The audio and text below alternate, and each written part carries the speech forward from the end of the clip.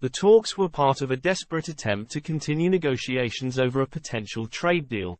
Last-ditch trade talks between the European Union and Australia have collapsed in a bitter blow for Brussels. In a statement on Sunday, Australian Trade Minister Don Farrell said the two sides had not been able to make progress.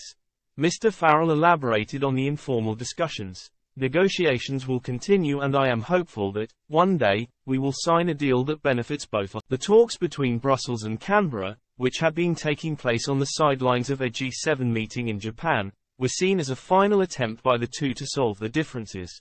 However, these discussions soon broke down and collapsed. According to Politico, Australia theatrically walked out of talks in July as they said the EU's offer would give Australia's farm produce. In response, Australia's trade minister said that if Brussels' offer was not good enough then they would walk away from the deal. According to reports, one of Australia's main goals is to gain access to Europe's beef, sugar, and sheep meat markets.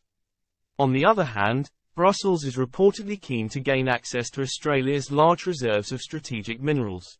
The collapse of talks between the EU and Australia comes just months after the trade deal between the UK. From May 31, British businesses were able to start selling to both Australia and New Zealand. According to the government, under the deal's beneficial terms, tariffs on all UK goods exported to the two countries would be removed. What's more, they said that the agreements had the potential to result in cheaper prices for UK customers on wine and